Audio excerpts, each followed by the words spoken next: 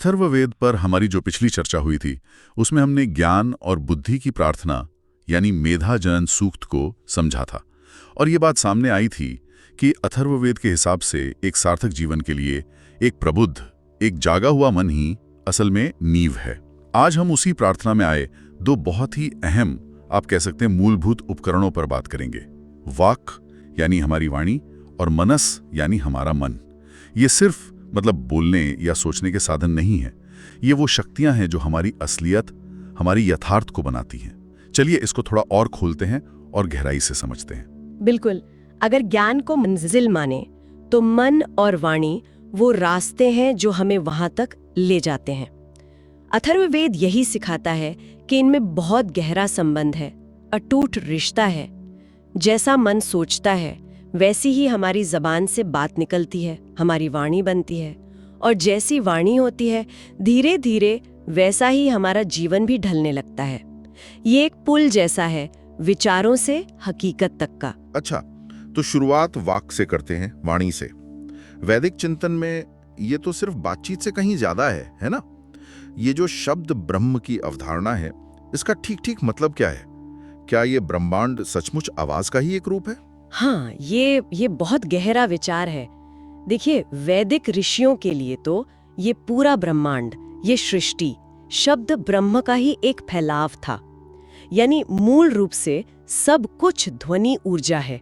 ऐसा माना जाता है कि सृष्टि की शुरुआत ही वाक यानी जो दिव्य वाणी है उसके पहले कंपन से हुई। अच्छा। और देखिए, आज का विज्ञान भी तो कहीं ना कहीं यही कहता है कि ब्रह्मांड ऊर्जा और कंपनों का एक बहुत बड़ा सागर है।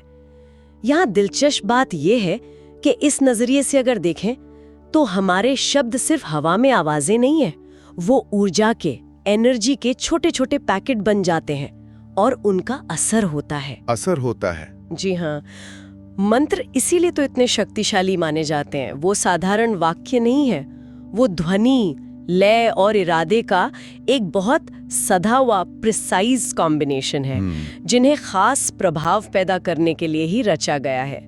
जैसे मान लीजिए कोई कुशल संगीतकार है, वो सही सुरों को साध कर सुनने वालों के मन में खास भावनाएं जगा सकता है। हाँ, है ना? बिल्कुल वैसे ही। अच्छा, तो इसका मतलब ये हुआ कि ये ताकत सिर्फ पुराने ऋषि या फिर मंत्रों तक ही नहीं है। हमारी जो रोज की बातचीत है, कभी हम शिकायत करते हैं, कभी किसी की तारीफ करते हैं, कोई वादा करते हैं, क्या ये सब भी अनजाने में ही सही हमारी दुनिया को बना रहे हैं? शायद इसीलिए मेधा जनन सूक्त में वाचस्पति की प्रार्थना है, वाणी के स्वामी की। आपने बिल्कुल सही पकड़ा। वाणी में वो एक रचनात्मक शक्ति है, क्रिएटिव पावर है, जो हमारे अंदर के विचारों को बाहर की दुनिया में सच बनाती है। सोचे ना, जब हम लगातार किसी कमी की या निराशा की बात करते हैं तो क्या हम अनजाने में अपने आसपास वैसा ही माहौल नहीं बना रहे होते? अथर्ववेद इसी सूक्ष्म ऊर्जा की बात करता है। चलिए अब मनस पर आते हैं, मन पर। मेधा जनन सूक्त में एक पंक्ति है, देवेन मनसा सह। इसका अर्थ है, हे वाचस्पति, एक दिव्य मन के साथ आओ। अब सवाल यह है कि ये दिव्य मन आखिर है क्या? हाँ, ये दिव्य मन क्या है? सिर्फ तेज दिमाग? नहीं, सिर्फ तेज तर्रार या बहुत तर्क करने वाला दिमाग नहीं। ये वो मन है जो ब्रह्मांड की जो व्यवस्था है, उसका जो एक आंतरिक नियम है, जिसे वेदों में ऋत कहा गया है। ऋत? हाँ, ऋत उसके साथ पूरी तरह से हामिनी में है, तालमेल में है। आप ऋत को ऐसे समझ सकते हैं जैसे ब्रह्मांड की अपनी एक लय है, उसका नैतिक और क्रियात्मक विधान है। तो दिव्य मन वो है जो इस लय से जुड़ा हुआ है, शुद्ध है, शांत है और प्रकाशित है, अंदर से रोशन। अच्छा।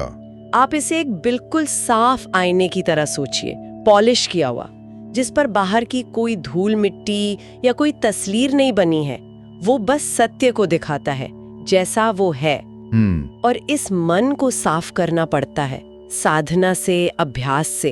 अहंकार, क्रोध, लालच, ये जो मैल है, इनसे इसे साफ करना होता है। वाह, यहाँ बात और भी दिलचस्प हो जाती है। मन और वाणी का एक चक्कर है, एक साइकिल। हमारे विचार हमारी वाणी को बनाते हैं, ये तो समझा, लेकिन क्या हमारे शब्द, हमारी वाणी भी वापस हमारे मन पर असर डाल सकती है? इसी से जुड़ी ये वाक साधना की बात है, वाणी को साधना। इसका क्या महत्व है? हाँ, ये चक्र बहुत महत्वपूर्ण है। ये 2 वे प्रोसेस है। मन विचारों से वाणी को रूप देता है, ये तो है ही, लेकिन वाणी भी पलटकर मन पर असर डालती है, जरूर डालती है। वाक साधना का मतलब सिर्फ मीठा बोलना नहीं है, बल्कि जानबूझकर पूरी चेतना के साथ सचेत रूप से सत्य बोलना, प्रिय बोलना और हितकारी शब्द बोलना है। सत्यम ब्रूयात प्रियम ब्रूयात, वो वाला। बिल्कुल। और जब हम ऐसा लगातार करते हैं, अभ्यास करते हैं इसका, तो ये धीरे धीरे हमारे मन की स्थिति को भी बदलने लगता है। जब हम अपनी वाणी को संभालते हैं, उसे शुद्ध करते हैं, तो हम असल में अप्रत्यक्ष रूप से अपने मन को भी साध रहे होते हैं। अच्छा।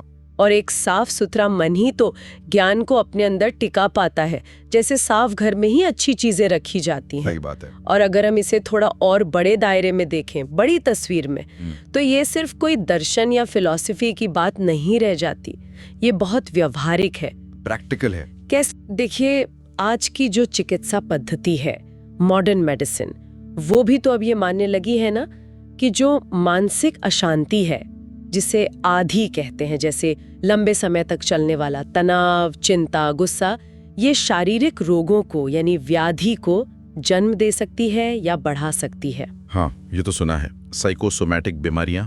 बिल्कुल। इसके उलट एक शांत मन और एक संतुलित, सामंजस्यपूर्ण वाणी, वो शरीर की जो अपनी खुद को ठीक करने की क्षमता है, उसकी जो हीलिंग पावर है, उसे बढ़ाती है। तो कुल मिला के बात यह है कि अथर्ववेद हमें यह सिखा रहा है कि अपनी अंदरूनी दुनिया को साध कर, अपने मन और अपनी वाणी पर काम करके हम अपनी बाहरी दुनिया को, अपनी परिस्थितियों को, यहाँ तक कि अपनी सेहत को भी बेहतर बना सकते हैं। कल्याण की, वेलबींग की असली नींव हमारे अंदर ही है। बिल्कुल सही, अंदर ही रखी जाती है। और इससे एक बहुत अहम सवाल उठता है, एक विचारणीय प्रश्न, कि वाणी और विचार की इस रचनात्मक शक्ति को देखते हुए अगर कोई व्यक्ति, मान लीजिए सिर्फ एक दिन के लिए, पूरी जागरूकता के साथ सचेत होकर अपने द्वारा इस्तेमाल किए जा रहे शब्दों पर ध्यान दे, वो क्या बोल रहा है, कैसे बोल रहा है, तो क्या उसे अपने अनुभव में या दुनिया को देखने के अपने नजरिए में कोई फर्क महसूस हो सकता है? सोचने वाली बात है। हाँ, ये चिंतन हमें अथर्ववेद की उन खास उपचार पद्धतियों को समझने के लिए भी तैयार करता है, जिन पर हम आगे और बात कर सकते हैं।